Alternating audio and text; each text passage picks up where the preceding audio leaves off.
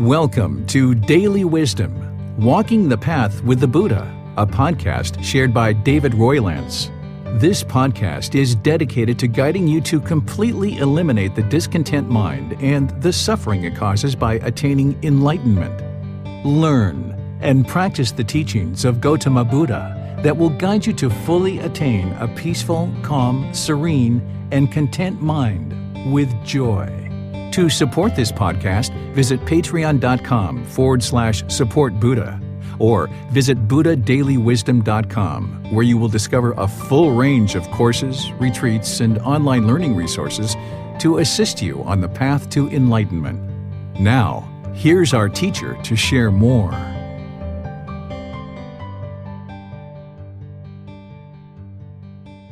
Okay, good morning to all of you guys. Sawadee Kap, Sawadee Kap. Welcome to everyone. Today is our second day of this retreat, where today I'm going to be introducing you and teaching you how to do walking meditation, and then giving you an opportunity to do walking meditation. And then we're going to, after walking meditation, move into the Eightfold Path. This is the path to enlightenment. This is the core central teaching of the Buddha that you would need to learn in order to progress to the enlightened mind. And then, of course, we have our excursion today, where we're going out to the elephants. If you guys would like to go, you're more than welcome to go to that. And then in the evening, when we come back at 6:30, I'll be teaching you the 5 precepts. And all of this, I'll be using the words of the Buddha to be able to help you guys so you can have confidence that what you're learning came from the Buddha. And then you don't believe what I'm sharing with you. You learn it, you reflect on it, and then you practice it and see the truth for yourself that it works. So welcome to all of you guys here. Welcome to those of you guys online that are joining us. I'm going to move right into sharing walking meditation with you guys. So I need to teach it to you first before we can do it. So here, it's important to understand that with walking meditation, it's the same goals as with breathing mindfulness meditation. Like I taught you guys yesterday, that the goals of breathing mindfulness meditation is to eliminate craving, desire, attachment, and cultivate mindfulness, which is awareness of mind, and concentration or singleness of mind. It's the same exact goals. You're just going to be doing it a bit different. The way that I use walking meditation is that if you have a lot of overactive mind, or you have a lot of energy in your mind, this is really good to do walking meditation. Maybe you're not interested in being still and sitting in one spot, or lying or standing. So walking can be really good when you have kind of a higher energy and you would like to kind of walk for a while. So you can do it as a standalone meditation just by itself in the way that I'm going to teach it to you, or you can combine it with other positions. So say you sit down and you think you're going to do seated meditation, and 3 minutes into your session, 5 minutes into your session, you realize your mind's a little bit overactive. You can switch and turn to walking and do that instead. Or if you're doing walking and you would like to switch to seated or lying or standing, you can do that as well. You don't need to stay with the same position all the way through your meditation session.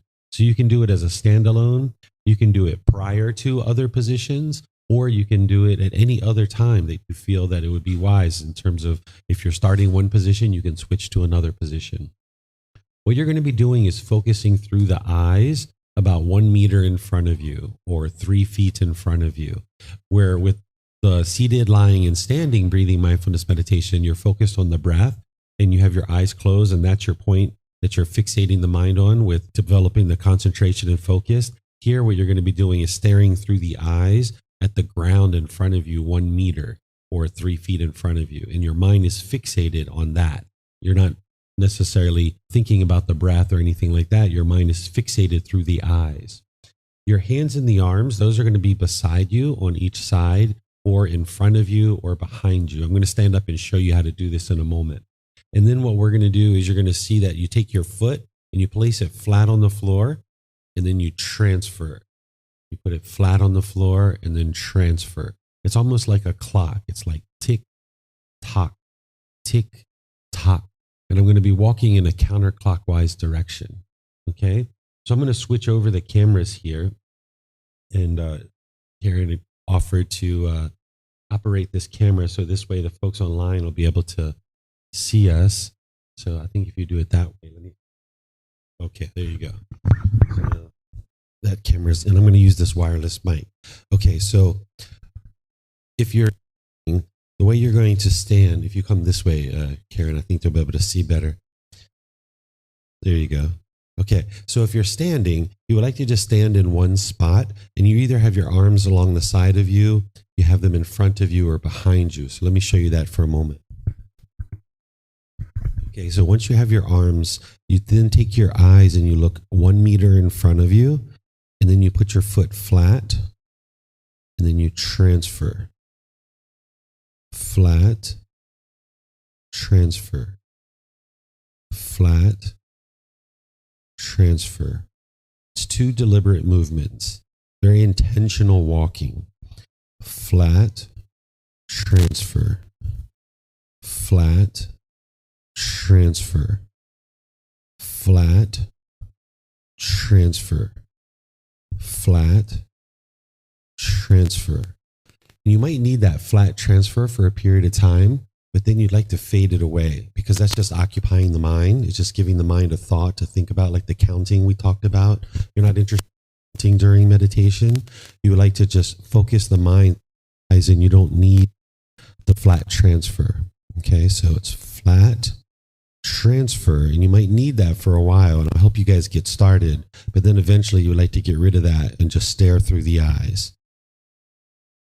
A demonstration of walking meditation was provided.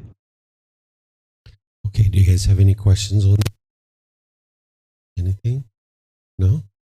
Okay, so let's do this over here in the classroom. I'll invite you guys to do this as our morning meditation rather than the way we normally do.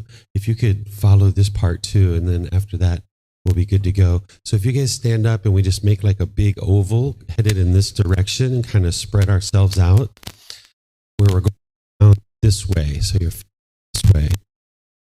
So you're out and facing this way, going around in a big circle. So yeah. All right, I'll just kind of spread out. Okay. So yeah, we all just spread out. Okay. So now, with everybody spread out, just look 1 meter in front of you or 3 feet in front of you. You're not looking to the really far in front. You're not looking to the back. You're not looking to the sides. Just in the present moment. So look straight down about 1 meter or 3 feet. Then put your hands either front, side, or back. And now, put your foot flat out in front of you. Just put your foot out and just kind of feel the surface of the floor, right? You haven't transferred any weight yet. You just got your foot out there flat. And now, transfer. Flat, transfer. Flat, transfer. Flat, transfer. Flat, transfer. Flat, transfer. Flat, transfer. Flat, transfer. Flat, transfer. Flat, transfer. So now I'm going to stop that. You can just continue on with the flat transfer. And if you need that flat transfer, use it for the time, but then eventually just let it go and just focus through the eyes, looking down at the ground. 2 deliberate movements, flat and then transfer, flat and then transfer, just like a clock, tick, tock, tick, tock. You might decide to pause the audio here and practice walking meditation for 20 or 30 minutes. Okay, if you guys would like to come into the classroom, we can talk and I can help you with any questions that you guys have related to walking meditation. So as you guys come back into the classroom, I'll just share with you guys that whenever you're doing something new for the first time, oftentimes the mind has difficulties with that. It sometimes will reject whatever you're doing new, because the same way of saying that the unenlightened mind craves permanence is to say that it does not like impermanence. It does not like change. So whenever you start implementing something new into your life practice, the mind typically doesn't like that. That's why if you've ever smoked cigarettes and you gave up on that, or you were drinking alcohol and you gave up on that, or coffee or anything like this, the mind doesn't like that. It's kind of like a 3-year-old child throwing a temper tantrum whenever you start not giving it what it wants. So if your mind wants to do seated meditation and you start doing walking meditation, it's like, no, I don't like this. The seated meditation is so much better. Why are you doing this to me? No, don't do this. Don't do this. The mind doesn't like that change. But that's exactly why you need to do things like this. You need to change. You need to introduce some impermanence into your practice. Even with seated meditation, if you kind of sit in the same place repetitively in your meditating, your mind will get attached to that you're sitting like in your bedroom meditating regularly. So what you'll need to do is actually move around in different locations. Move to your living room, move outside, move to a temple, move to a park, move around in different places, not allowing your mind to get attached to one place. So you introduce some impermanence into your practice. So this is one of the things you can do to introduce some impermanence into your practice, is switch to walking meditation sometimes, even when the mind doesn't want to do it, especially when the mind doesn't want to do it, right? Because if it wants to do seated, then there could be a craving, desire, attachment there. That's what a want is, a longing, a yearning. Well, if you introduce some impermanence into your practice, now the mind gets kind of mixed up and it's like, I don't like this impermanent stuff. So you're trying to train your mind to be comfortable with impermanence, to be comfortable with change. So wherever you see it holding on, you try to introduce some impermanence. So I haven't really noticed too much in this class, although there's a couple of you that are experiencing this. Notice how your mind might want to sit in the same spot every day when you come to class. This is the mind craving permanence. So wherever you see the mind wanting to do something like that, you introduce some impermanence. So you kind of move around and do different things. And rather than sitting in the same exact spot every day, you say, all right, mind, I see you want to sit in that spot over there. I'm going to have you sit over here. So you almost treat the mind like a third entity. Even the Buddha talks about this. He says there's a body, there's a mind, and then there's the person. The person is training the mind. So you need to treat that mind like a third entity, that wherever you see it wanting to crave permanence, maybe you go to the restaurant and you order the exact same thing every day, or you sit in the same spot in a classroom, or you do meditation in the same location. You would like to introduce some impermanence and kind of mix it up a bit, treating the mind like a third entity. It's kind of like, yeah, I see you, Mrs. Mind or Mr. Mind. I see you over there trying to sit in the same spot every day. I'm not going to let you do that. You're going to need to sit over here in this place and be comfortable over here too, because the mind tends to have just one thing and it's only comfortable with that one thing. But if you introduce impermanence, now you're training it to be comfortable no matter what. If you sit here, if you sit there, if you sit there, you can be comfortable no matter what. Or if you do meditation here, or you do meditation there, or you do it here, you can be comfortable with that. Or if you do seated or you do walking, your mind can be comfortable and content. And that's what you're trying to do with the mind, right? It's trying to introduce impermanence and get it comfortable with this universal truth of impermanence, because it's craving permanence. Do you guys have any questions on walking meditation now that you've had a little bit of a chance to practice it? Would you mind getting a mic? Yeah, no worries. That way the people online, we have a fair number of people online through YouTube and Facebook today. There's a button on the front. You can bring it back to your seat because you might need it throughout the morning. Okay, so that's the first time I've heard about not meditating in the same place. Mm-hmm. Meditation, even Buddhist meditation that I've been to, they talk about having a separate place, a special place, whether it's the corner. It's just some impermanence. So the corner of your bedroom or somewhere that is your place that you go and sit to meditate, mm-hmm. and have, your whatever offerings or whatever you want to include in it. So I guess it's more a comment than anything. It's just mm-hmm. It's just quite a different approach. Yeah, if you understand the underlying and primary and most central problem that the unenlightened mind is experiencing, which is its craving permanence, then you learn what you're trying to do is you're trying to introduce impermanence into the mind, because the whole world around you is impermanent. And as long as you allow the mind to crave permanence, you're going to experience discontentedness. So if you get to the point where your mind's attached to only meditating in one spot, then when you're somewhere else, you can't meditate. Your mind doesn't like that. It kind of revolts. It becomes agitated or frustrated or irritated. If you could close the button, it sounds like they're getting some feedback. The mind's going to get agitated or irritated or frustrated. So what you're trying to show the mind is, hey, you can be comfortable and content in this little corner of your room, as you say, but hey, you can be content and peaceful over here too and meditate here. Whereas if you only give it that one thing where you're meditating in the corner, it's going to get fixated on that. It's going to get dependent on that. And what you're trying to do is liberate the mind. You're trying to get it free of any kind of attachments. So if you allow the mind to get attached to meditating in one spot, then when you go on vacation or excuse me, you're in the mountains of Chiang Mai on a 3-day trek through the mountains, you can't meditate. So you'd like to build up a meditation practice where you can meditate anywhere, anytime.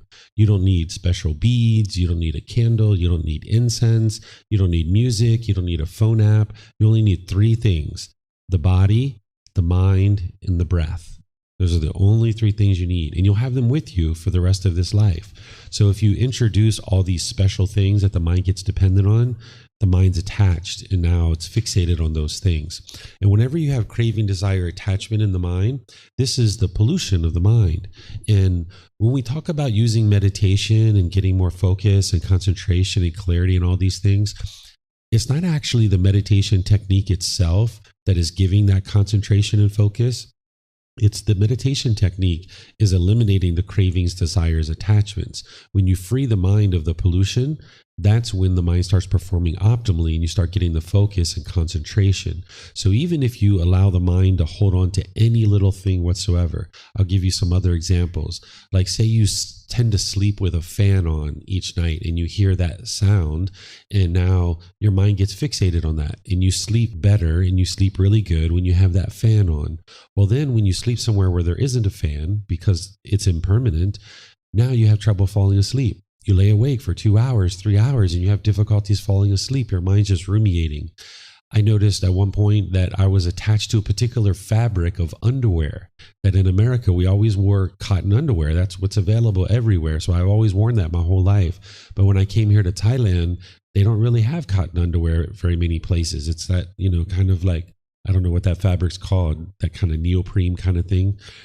And I would have trouble falling asleep because the mind was fixated and attached to this fabric. So I needed to train the mind to be able to be comfortable and content with cotton underwear and with this other fabric. Because when you guys learn the 6 sense bases in this retreat, you understand what the mind's doing is it's having this central desire, longing and yearning through the eyes, the ears, the nose, the tongue, the body itself, and then the mind. So if you give the mind permanence, then it's going to get fixated on that. And you would like to introduce this impermanence so that it can be liberated from any kind of dependency on any one particular thing, because that one particular thing isn't permanent. So I would advise anybody and everybody to introduce impermanence into your life on all different kinds of things. Even like the jewelry that you wear, like you wear this watch probably regularly. Some days you should wear it, some days don't. Some days wear it, some days don't. Because otherwise the mind's going to feel naked when you go outside without it because you're just so used to wearing it. Or like earrings or jewelry or any of these kinds of things. You would like to introduce some impermanence so the mind doesn't get fixated to it. And that's where you'll see the mind becomes more liberated. You'll see that the peacefulness and the joy comes in and the focus and the concentration, and the mind will perform more optimally because you don't have this craving in there. Yeah. Any other questions? Let me see if we have any questions online. All of you guys online, you're welcome to ask questions by putting that into Facebook, YouTube, or Zoom, or you can raise your hand in Zoom and ask any questions that you like. Okay, we've got a question here from Mayu Lee. She says, I'm so focused on looking at the ground that I forgot about breathing and finding my breath shallow. Is it okay for me to focus on my breath and my eyes to the floor at the same time? What you would like to do is just focus on one thing at a time. The mind actually can't do 2 things at a time.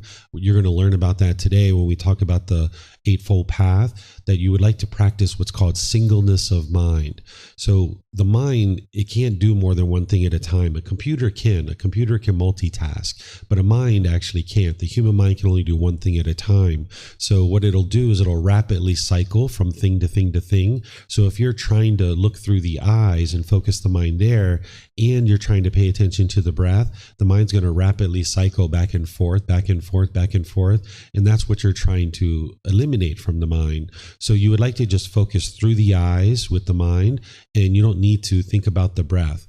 If you're breathing naturally, that's all you need to do with the walking meditation. But the mind should be fixated through the eyes.